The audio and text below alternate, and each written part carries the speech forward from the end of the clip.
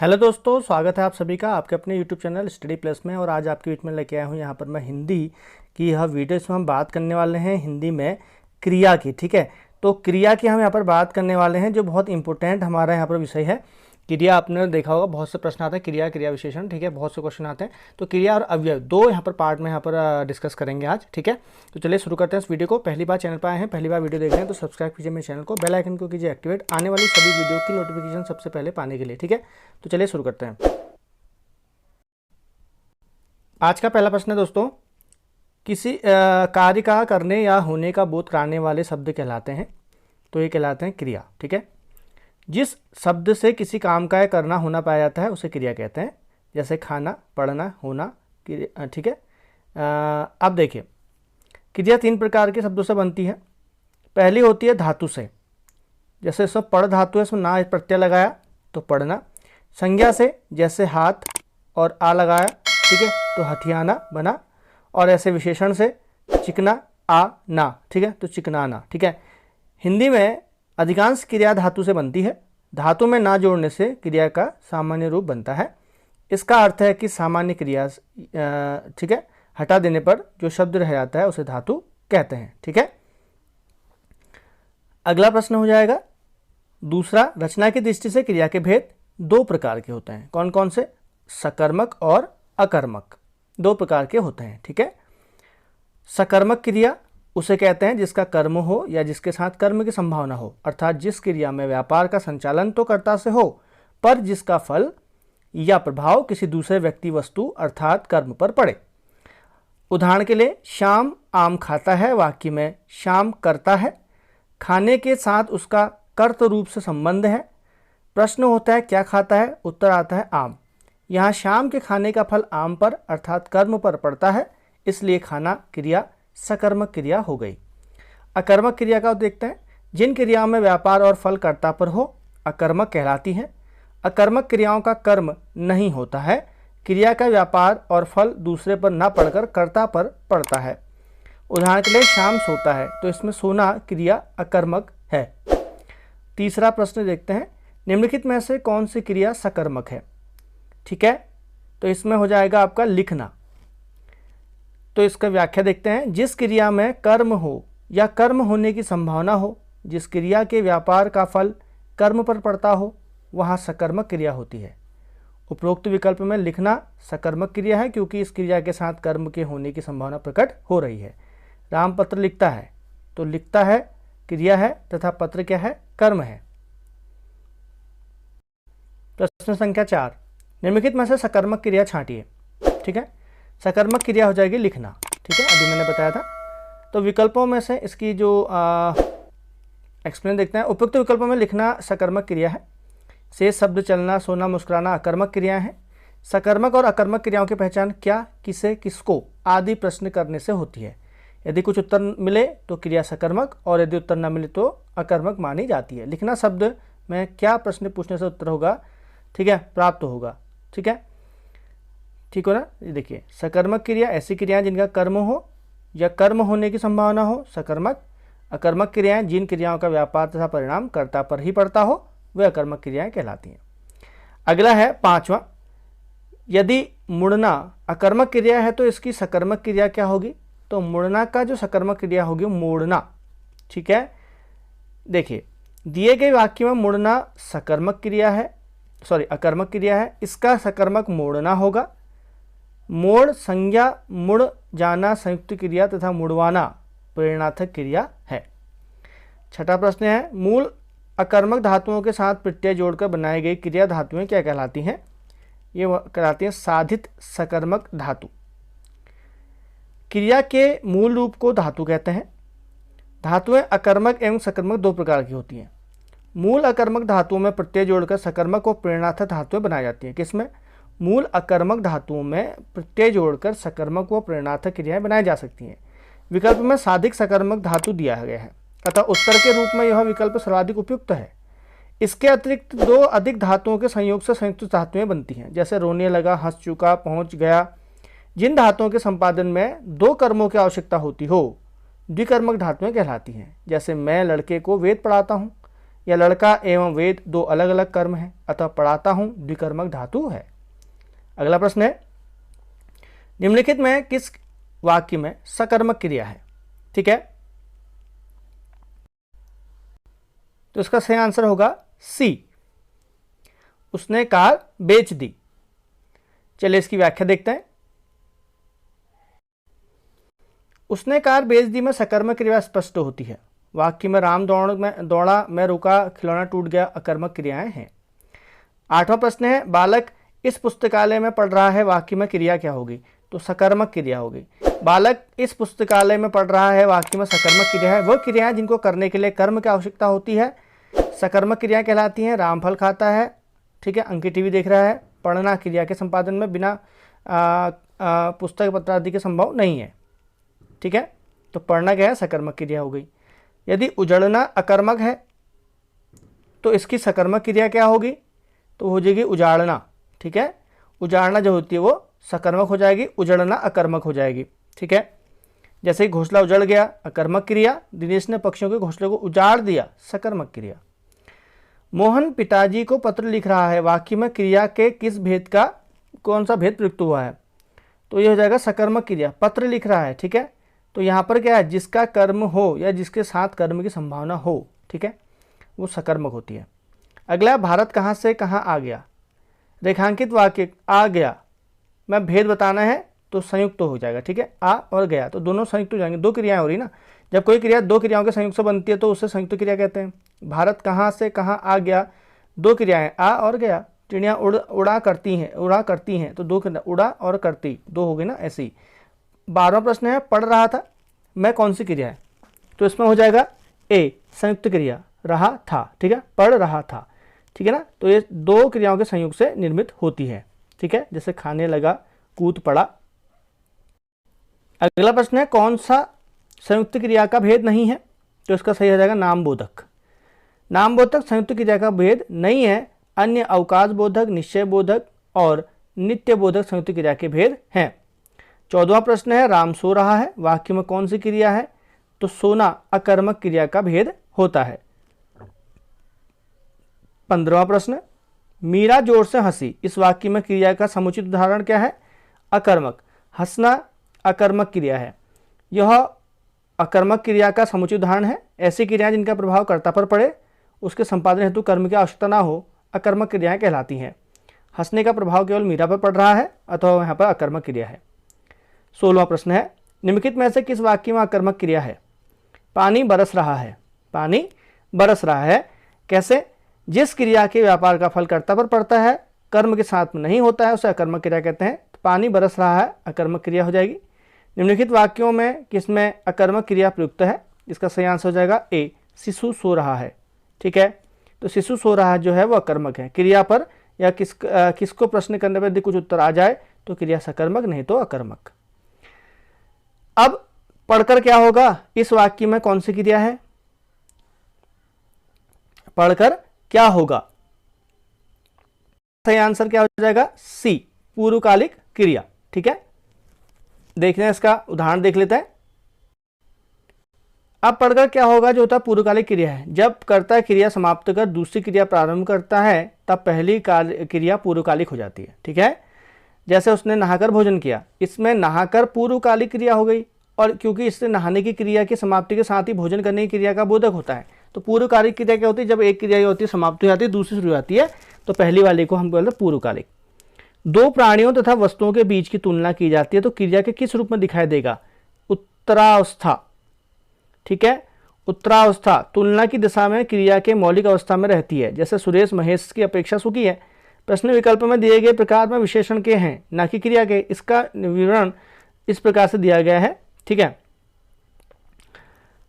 मैंने आपको कल बताए थे विशेषण, ठीक है, विशेषणों की अवस्थाएं बताए थे 3, मूलावस्था, उत्तरावस्था और उत्तमावस्था, ठीक है। तो कल वाली वीडियो के बाद जरूर देख लेना। क्रिया के मूल रूप को कहते हैं, क्रिया के मूल रूप को क्या बोलेंगे? धातु, ठीक है ना, धातु से ही आपका क्रिया बनती है। अगला धातु कहते हैं, धातु होती है क्रिया के मूल रूप को, ठीक है। धातु क्रिया के मूल रूप होता है। क्रियापद के उस अंग को धातु कहते हैं जो किसी क्रिया के प्राय सभी रूपों में पाया जाता है। क्रिया के मूल रूप को क्या बोलेंगे? ठीक है, तो क्या बताया था? धातु। क्रिया के मूल रूप को क्या बोलेंगे? धातु। ठीक है, तो इस प्रकार से क्वेश्चन बार बार रिपीट हो रहा है, तो बहुत बार आया है, यूकेएसएससी में भी वो 2-3 बार पूछा गया है। ठीक है, फिर अगला प्रश्न वही आ गया, क्रिया के मूल रूप को क्या बोलते हैं? धातु बोला जाता है। ठीक है, जैसे कि चलना में चल धातु है और पढ़ना में पढ़ धातु है, इसमें ना प्रत्यय लगा दिया तो चलना और पढ़ना क्रिया बन गई। ठीक है, धातु कहते हैं क्रिया के मूल रूप को। अगला है 26वां, चूड़ी अच्छी थी में थी कौन सी क्रिया है? तो थी जो है योजक क्रिया है। ठीक है, जो चूड़ी अच्छी थी में थी क्या है? योजक क्रिया है। प्रेरणार्थक क्रिया क्या है? प्रेरणार्थक क्रिया है सुनाना। ठीक है, जब कर्ता किसी कार्य स्वयं न करके किसी दूसरे को कार्य करने की प्रेरणा दे तो उसे क्या कहते हैं? प्रेरणार्थक क्रिया। इस प्रकार की क्रिया अकर्मक और सकर्मक दोनों क्रियाओं से बनती है। धातु आना जोड़ने से, ठीक है, प्रथम प्रेरणार्थक एवं वाना जोड़ने से द्वितीय प्रेरणार्थक रूप बनता है। देख लेते हैं कैसे। जैसे कर है तो कराना करवाना, तो कराना जो है प्रथम प्रेरणार्थक है, करवाना द्वितीय प्रेरणार्थक क्रिया। सुन धातु है, सुनाना प्रेरणार्थक रूप है प्रथम, सुनवाना द्वितीय प्रेरणार्थक है। खा, ठीक है, तो खिलाना और खिलवाना। माताजी ने पिताजी से सामान मंगवाया, यहाँ पर क्रिया का कौन सा रूप हो जाएगा? प्रेरणार्थक, मंगवाया। ठीक है, तो यहाँ पर मंगवाया, यहाँ पर प्रेरणार्थक क्रिया का रूप होता है जब कर्ता स्वयं क्रिया का संपादन न करके किसी अन्य के साथ के द्वारा उसे पूर्ण करता है, तो ऐसी क्रिया को क्या बोलते हैं? प्रेरणार्थक क्रिया। ठीक है ना, जैसे जगाना, सुलाना, दबवाना, लिखवाना, पढ़वाना, मंगवाना, पकवाना, हटवाना, ये सब क्या है? आपकी प्रेरणार्थक क्रिया के उदाहरण है। अगला प्रश्न हो जाएगा, यदि दौड़ना अकर्मक क्रिया है तो इसकी प्रेरणार्थक क्रिया क्या होगी? दौड़वाना। ठीक है, दौड़वाना क्या हो जाएगी? ये दौड़ना एक अकर्मक है लेकिन इसका प्रेरणार्थक क्रिया दौड़वाना होती है। ठीक है, तो कभी भी हो आना, लाना, वाना जोड़ने से प्रेरणार्थक क्रियाएं बन जाती है। ठीक है, ध्यान देना। जैसे उठना का उठाना, उठवाना, सोना का सुलवाना, पीना का पिलवाना, दौड़ना का दौड़वाना। अगला है, यदि ओढ़ना अकर्मक क्रिया है, यदि ओढ़ना अकर्मक क्रिया है तो इसकी प्रथम प्रेरणार्थक क्रिया क्या होगी? बी, उड़ाना, और सेकंड उड़वाना। निम्नलिखित प्रेरणार्थक क्रिया क्या होगी? बी, जगाना। ठीक है, ध्यान देना, जगाना है आपका प्रेरणार्थक क्रिया। ठीक है, जगाना भी, जगवाना भी। ठीक है, उठना, उठाना, उठवाना, खिलाना, खिलवाना, ये सब आपकी प्रेरणार्थक क्रिया है। निम्न में प्रेरणार्थक क्रिया क्या है? सी, गिराना। ठीक है, अगला हो जाएगा, राम लक्ष्मण से पत्र लिखवाता है, वाक्य में क्रिया के कौन से रूप हैं? तो लिखवाता है, तो प्रेरणार्थक क्रिया। प्रेरणार्थक क्रिया में हमेशा क्या होता है कि स्वयं न करके कोई कार्य, ठीक है, किसी दूसरे से करवाना। ठीक है, हेतु प्रेरित करना, दूसरे काम करने के लिए प्रेरित करना है, उससे करवाना। तो यहाँ पर क्या हो जाएगा आपका? प्रेरणार्थक क्रिया, क्योंकि इसमें भी लिखवाना आया है, लिखवाता है। ठीक है, अगला प्रश्न, अगला है, जागना मूल रूप क्रिया का प्रथम प्रेरणार्थक रूप क्या होगा? तो यहाँ पर होगा जगाना, और द्वितीय क्या होगा? जगवाना। ठीक है, ये देख लीजिए एक बार और। करना, करना, करना, कराना, करवाना, दौड़ना, दौड़ाना, दौड़वाना, जागना, जगाना, जगवाना, सोना, सुलाना, सुलवाना, पढ़ना, पढ़ाना, पढ़वाना। ये आपकी प्रेरणार्थक क्रिया के उदाहरण हैं। ये ध्यान देना, बहुत बार पूछाते हैं। हथियाना, चिकनाना किस प्रकार की क्रिया है? ए, नाम धातु। ठीक है, नाम धातु क्रिया क्या होती है? संज्ञा, सर्वनाम, विशेषण से मिलकर बनने वाली क्रिया को नाम धातु क्रिया कहते हैं। हाथ से हथियाना, बात से बतियाना, चिकना से चिकनाना, तो ये आपकी क्या है? नाम धातु क्रियाएं हैं, ध्यान देना। अगला आ जाएगा, हथियाना में कौन सी क्रिया है? हथियाना में हो जाएगी नाम धातु क्रिया। ठीक है, तो यहाँ पर नाम धातु क्रिया क्या होते हैं? सर्वनाम और विशेषण और संज्ञा में क्या होता है? प्रत्यय जोड़कर नाम धातु बनाई जाती है। निम्नलिखित वाक्य में रेखांकित किए हुए भाग में कौन सा पदबंध है? असहाय की बात आजकल नहीं सुनी जाती, नहीं सुनी जाती है, तो इसमें आपका क्या हो जाएगा? क्रिया। दिए गए वाक्य में क्रिया पदबंध क्या है? असहाय की बात आजकल नहीं सुनी जाती है। संज्ञा में कारक संज्ञा का अवयव निषेधवाचक क्रिया पदबंध है। निम्नलिखित वाक्य में क्रिया पदबंध क्या है? आसना सिलाई का काम करती है, तो काम करती है, ये क्या हो जाएगा? क्रिया हो जाएगी। ठीक है, अगला है, निम्नलिखित वाक्य में रेखांकित में किए हुए भाग में कौन सा पदबंध है? माँ बच्चे को खाना खिला रही है। ठीक है, तो माँ बच्चे को खाना खिला रही में आपकी क्रिया है। ठीक है, क्रिया कौन सी है? दिए गए वाक्य में रेखांकित अंश जो दिया है खिला रही है, ये क्रिया है, क्रिया पदबंध है। अगला है, निम्नलिखित वाक्य में क्रिया पदबंध क्या है? पक्षी आकाश में उड़ रहे हैं, तो क्या हो जाएगा? उड़ रहे हैं, ये क्या हो जाएगी? क्रिया पदबंध। ठीक है, अगला है किसी कार्य के करने या होने के बोध को कराने वाले शब्द कहलाते हैं क्रिया। ठीक है, क्रिया का शाब्दिक अर्थ होता है किसी कार्य के करने या होने के बोध कराने वाले शब्दों को क्रिया कहते हैं। जैसे पढ़ना, लिखना, खाना पीना इत्यादि। क्रिया का मूल रूप धातु होता है। मूल धातु में प्रत्यय योग से क्रियाओं का निर्माण होता है, जबकि क्रिया के उस रूपांतर को काल कहते हैं। ठीक है, ये चीज ध्यान देना। ठीक, और जिससे से कार्य या पारा पूर्ण अथवा अपूर्ण होने का बोध होता है। संज्ञा सर्वनाम की विशेषता बताने वाले शब्द को विशेषण कहते हैं। अगला है कर्म के आधार में, कर्म के आधार पर क्रिया के भेद होते हैं। ठीक है, कितने होते हैं? ये होते हैं आपके दो। कौन कौन से होते हैं? पहला सकर्मक और दूसरा अकर्मक। ठीक है, अगला है राम ने खाना खाया में, खाया होगा, खाना खाया में, खाया होगा में कौन सी क्रिया होगी? राम ने खाना खाया होगा। ठीक है, तो इसमें खाना खाया होगा में संदिग्ध भूत हो जाएगा ये। ठीक है, तो इसमें खाना खाया में संदिग्ध आ रहा है तो संदिग्ध भूत हो जाएगा। अगला प्रश्न है सड़कें चौड़ी बनाई गई, इसमें चौड़ी क्या है? चौड़ी हो जाएगा इसमें पूरक। ठीक है, सड़कें चौड़ी बनाई गई वाक्य में चौड़ी पूरक शब्द है। पूरक शब्द ऐसे शब्द होते हैं जो वाक्य में प्रयुक्त होकर वाक्य के अर्थों को पूर्णता प्रदान करते हैं। जिन शब्दों में किसी कार्य का करना होना पाया जाता है उसे क्रिया कहते हैं। इन्हीं को वाक्य के मुख्य क्रिया भी कहते हैं, जैसे रोना, खाना, पीना। ठीक है, तो इसमें क्या है आपका सड़कें चौड़ी बनाई गई, इस वाक्य में चौड़ी जो है पूरक क्रिया है, पूरक है। ठीक है, जिस क्रियाओं में संज्ञा आदेश का बोध हो, आज्ञा आदेश का बोध हो, तो आज्ञा आदेश का बोध हो उसे क्या कहते हैं? ठीक है, तो उसे कहते हैं विधि क्रिया। ठीक है, जिन क्रियाओं में आज्ञा या आदेश होता है तो उसे विधि क्रिया कहते हैं, विधि। ठीक है, अगला है वह खाता होगा, इस वाक्य में की क्रिया किस काल की है? तो खाता होगा तो संदिग्ध है ना, खाता होगा, क्या पता नहीं खाता होगा, तो खाता हो गया, नहीं खाता हो गया, संदिग्ध वर्तमान। साथ शब्द निम्नलिखित में से किस रूप का प्रयोग नहीं किया जा सकता है? तो साथ जो है संबंध आपका सर्वनाम में प्रयोग नहीं किया जा सकता। ठीक है, सर्वनाम में प्रयोग नहीं किया जा सकता है। साथ शब्द का प्रयोग सर्वनाम के रूप में नहीं किया जाएगा क्योंकि सर्वनाम शब्द सदैव संज्ञा के बदले प्रयुक्त होते हैं। अगला है कुछ शब्द का निम्नलिखित में से किस रूप में प्रयोग नहीं किया जा सकता? तो क्रिया के रूप में इसका प्रयोग नहीं किया जा सकता, तो कुछ जो है विशेषण है। निम्नलिखित वाक्यों में क्रिया विशेषण युक्त वाक्य कौन सा है? तो क्रिया विशेषण हो जाएगा लड़का रोते रोते घर पहुंचा। ठीक है, लड़का रोते रोते घर पहुंचा वाक्य में क्रिया विशेषण रोते रोते है, जबकि अन्य तीनों जो हो जाएंगे आपके वो वाक्यों में कोई विशेषण नहीं है। ठीक है, तो यह होते थे दोस्तों क्रिया वाले शब्द। अब हम इसका दूसरा पार्ट पढ़ते हैं, अवयव। जो क्रिया और अवयव दोनों साथ में होते हैं, तो अवयव आप पढ़ते हैं यहाँ पर। तो दोस्तों अव्यय वाला जो चैप्टर है उसका पहला प्रश्न जो हो जाएगा, आजकल मौसम बदल रहा है, रेखांकित पद में पद परिचय बताना है आपको। ठीक है, तो रेखांकित पद में पद परिचय आपको बताना है, तो ध्यान देना। इसका हो जाएगा आपका सी। देखो अब इसमें क्या है, आजकल क्या होता है? आजकल कालवाचक क्रिया विशेषण है एक तो। ठीक है, बदलने लगा है क्रिया का विशेषण। ठीक है, अब देखिए आजकल मौसम बदलने लगा वाक्य में कालवाचक क्रिया विशेषण है, जबकि बदलने लगा क्रिया का विशेषण है। अन्य शेष दिए गए कथन त्रुटिपूर्ण है। अगला प्रश्न हो जाएगा यहाँ पर, आप वहाँ मत जाइए, तो इसमें मत में के नीचे रेखांकित किया गया है, तो इसका सही आंसर हो जाएगा निषेधवाचक अव्यय। ठीक है, तो वहाँ पर निषेध है, नहीं है, नहीं को निषेधवाचक अव्यय कहेंगे। ठीक है, अब अव्यय क्या होते हैं आगे हम पढ़ेंगे।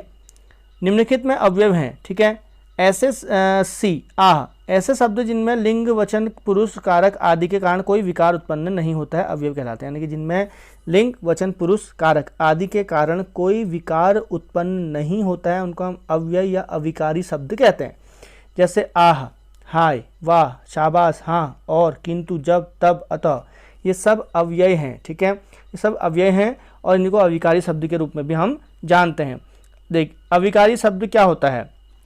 अविकारी शब्द अव्यय होता है जिन शब्दों के रूप में लिंग, वचन और कारक के अनुसार कोई भी परिवर्तन नहीं होते हैं उन्हें अविकारी शब्द कहते हैं। जैसे आगे, पीछे, ऊपर, नीचे, यहाँ, वहाँ आदि। अविकारी शब्द को अव्यय भी कहा जाता है। इनके चार भेद होते हैं। कौन कौन से होते हैं? क्रिया विशेषण, संबंध बोधक, समुच्चय बोधक, विस्मय आदि बोधक। ठीक है, निम्नलिखित में अव्यय है तो इसमें है तथा। जिन शब्दों का रूप में लिंग, वचन और कारक आदि के कारण कोई परिवर्तन या विकार नहीं हो तो उन्हें अव्यय कहते हैं। अगला प्रश्न है छठा, हमें प्रतिदिन सूर्य नमस्कार करना चाहिए। अब इसमें रेखांकित शब्द क्या है? प्रतिदिन। तो ये क्या है? अव्यय है। क्यों है? प्रतिदिन वाक्य में प्रतिदिन अव्यय है। अव्यय शब्द होते हैं जिनका रूप किसी भी कारक रूप, पुरुष, लिंग, वचन आदि के रूप में नहीं बदलता है। निम्नलिखित में से अवयव है, अवयव क्या हो जाएगा इसमें? और, ठीक है। मोटा, प्राचीन, गरीब, ये सब क्या है? ये सब विशेषण है, ठीक है। और बाकी अवयव क्या है? और, इसमें और जो कभी नहीं बदलता है, ठीक है। जैसे कहाँ और अभी, जब भी, धीरे धीरे आदि। वो हमेशा अपने भाई के गीत गाता रहता है, तो इसका हमेशा क्या हो जाएगा? अव्यय पद हो जाएगा, ठीक है। वह काम नहीं करता है, वाक्य में अव्यय पद क्या है? वह काम नहीं करता है, तो नहीं जो है वो अव्यय पद है, ठीक है। वह काम नहीं करता है में नए शब्द पर लिंग, वचन, कारक आदि का कोई प्रभाव नहीं पड़ रहा है, अतः नहीं अव्यय शब्द है। इसका मूल रूप स्थिर रहता है, कभी बदलता नहीं है। ऐसे शब्द जिनमें लिंग, वचन, पुरुष, कारक आदि के कारण कोई भी विकार उत्पन्न नहीं होता है, अवयव कहलाते हैं। ये सदैव अपरिवर्तित अविकारी अवयव रहते हैं, जैसे अतः, कब, किधर, जब, किंतु आदि। 10वां प्रश्न, निम्नलिखित में से अवयव है, निम्नलिखित में से अवयव है और, अभी पढ़ाया था, ठीक है। जिन शब्दों में लिंग, वचन, कारक आदि कारण कोई परिवर्तन नहीं होता उन्हें हम बोलते हैं अव्यय, ठीक है। अव्यय जो होते हैं जैसे किंतु, परंतु, अर्थात, और आदि। अवयव के 4 भेद: क्रिया विशेषण, संबंध बोधक, समुच्चय बोधक और विस्मयादि बोधक। इन्हें अविकारी शब्द भी कहते हैं। अव्यय क्या है इसमें से? वह है ठीक, ठीक है। दिए गए विकल्पों में ठीक शब्द अवयव है जिसके रूप में लिंग, वचन, कारक, पुरुष के कारण कोई परिवर्तन नहीं होता, उसे अवयव कहते हैं। जैसे जब, तब, अभी, उधर, इधर, ठीक, वाह, आह, किंतु, एवं, परंतु, ठीक है। बाकी जो दिए गए हैं कृष्णा, जापान, उत्तर, ये सब क्या है? संज्ञाएं हैं। अगला है कौन सा पद विकृत नहीं होता, ठीक है, तो वो अवयव नहीं होता है, कोई फर्क नहीं पड़ता उसमें, ठीक है। इसके लिंग, वचन, कारक के रूप में कोई फर्क इसमें नहीं होता, कोई विकार इसमें नहीं आता है, जैसे जब, इधर, उधर, किंतु, परंतु, अतः। अगला है उसने कटोरा भर दूध पिया। इस वाक्य में अवयव क्या होगा? तो इसमें होगा भर, ठीक है। भर शब्द अवयव है, ठीक है ना। मैं वहां होकर आया हूं, वाक्य में अवयव क्या होगा? वहां, ठीक है। तो अवयव शब्द क्या होता है? जिनमें लिंग, वचन, कारक इत्यादि के रूप में कोई विकार उत्पन्न नहीं होता है, तो वहां शब्द अवयव है, ठीक है। अगला है वह पढ़ता है लेकिन बात भी नहीं करता है। वाक्य में दृष्टि से रेखांकित शब्द की पहचान करना है। वह पढ़ता है लेकिन, ठीक है, तो लेकिन क्या है? लेकिन, किंतु, परंतु अवयव शब्द है। जिन शब्दों में रूप, लिंग, वचन, कारक आदि के कारण कोई परिवर्तन नहीं होता उन्हें अवयव कहते हैं। इसमें लेकिन अवयव है। क्रिया विशेषण कितने भेद होते हैं? क्रिया विशेषण के 4 भेद होते हैं। कौन कौन से? स्थानवाचक क्रिया विशेषण, कालवाचक क्रिया विशेषण, परिमाणवाचक क्रिया विशेषण और रीतिवाचक। किंतु विद्वानों ने अन्य आधार पर क्रिया विशेषण के भेद बताए हैं, ठीक है। 3 होते हैं, प्रयोग के आधार पर 3 होते हैं, साधारण, संयोजक, अनुबंध। रूप के आधार पर भी 3 होते हैं, मूल, यौगिक, स्थानीय। अर्थ के आधार पर भी 2 होते हैं, परिमाण और रीतिवाचक। और परिमाणवाचक के 5 भेद होते हैं, ठीक है। इस प्रकार से दिए हुए हैं। निम्नलिखित वाक्य में क्रिया विशेषण के रूप में किसका प्रयोग किया गया है? क्रिया विशेषण के रूप में बहुत, ठीक है। वह बहुत तेज दौड़ता है, तो बहुत क्या हुआ? क्रिया विशेषण हुआ, ठीक है। जो क्रिया की विशेषता बताते हैं उन्हें क्या बोलते हैं? क्रिया विशेषण, ठीक है। तो यहाँ पर वह सर्वनाम है, बहुत प्रविशेषण है, ठीक है, तेज क्रिया विशेषण है, ठीक है। तो यहाँ पर आपका क्रिया, दौड़ा क्रिया हो गया, ठीक है। तो बहुत, यहाँ पर आपका बहुत जो है क्रिया विशेषण है, ठीक है। अब क्योंकि प्रविशेषण भी होते हैं जो विशेषण की विशेषता बताते हैं कई जगह पर, ठीक है। तो यहाँ पर अभी हम देखेंगे, ठीक है। तो प्रविशेषण जो होता है, प्रविशेषण जो होते हैं वो विशेषण की भी विशेषता बताते हैं, ठीक है। क्रिया विशेषण क्रिया की विशेषता को प्रकट करने वाले शब्द होते हैं, जैसे, ठीक है, जैसे तेज, धीमा आदि, ठीक है। निम्नलिखित में से कौन सा शब्द क्रिया विशेषण है? तो आपका तेज, ठीक है। प्रश्नगत विकल्पों में तेज शब्द क्रिया विशेषण है। बुद्धिमान, मीठा गुणवाचक विशेषण है, पहला क्रमसूचक विशेषण है। अगला है वह चलते चलते रुक गया, ठीक है। चलते चलते रुक गया, तो क्या हो जाएगा यहाँ पर? क्रिया विशेषण। वह चलते चलते रुक गया में वाक्य क्या हो जाएगा? क्रिया विशेषण। ऐसे विकारी शब्द या ऐसे विकारी शब्द जिनकी क्रिया की विशेषता का बोध होता है क्रिया विशेषण कहलाते हैं। वाक्य में चलते चलते शब्द रुकना क्रिया विशेषण बता रहा है। चलते चलते शब्द रीतिवाचक क्रिया विशेषण का भाग है। पुस्तकें धड़ाधड़ बिक रही हैं में शब्द में धड़ाधड़ शब्द कौन सा रूप है? तो ये जाएंगे क्रिया विशेषण।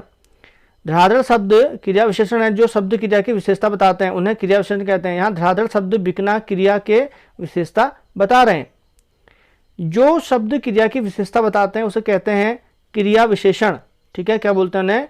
क्रिया विशेषण बोला जाता है। ठीक है, अगला है काला घोड़ा तेज दौड़ा है में क्रिया विशेषण क्या होगा, तो इसमें तेज होगा। ठीक है, क्रिया विशेषण क्या है, तेज होगा। दौड़ना क्रिया है और जो तेज है उसकी विशेषता बता रहा है। ठीक है, अगला निम्नलिखित में से क्रिया विशेषण है, तो क्रिया विशेषण धीरे धीरे। ठीक है, अगला है वह एक सप्ताह बाद आया, इस वाक्य में कौन सा शब्द क्रिया विशेषण है, तो हो जाएगा बाद। ठीक है, बाद। वह बाद शब्द जो है क्रिया विशेषण है। जिन क्रियाओं से क्रिया की विशेषता ज्ञान होता है उन्हें क्रिया विशेषण कहते हैं। वह कल अवश्य आएगा, इस वाक्य में आएगा क्रिया है और अवश्य उसकी विशेषता बता रहा है, तो क्रिया विशेषण शब्द हो गया। उसे धीरे धीरे लिखने की आदत है, तो उसे धीरे धीरे लिखने की आदत है में आपका क्रिया विशेषण शब्द हो जाएगा। ठीक है, तो यहाँ पर धीरे धीरे क्या है, क्रिया विशेषण है जो लिखने की विशेषता बता रहा है। माधवी अत्यंत सुंदर गाती है, तो माधवी जो है क्रिया विशेषण शब्द है यहाँ पर जो गाती है।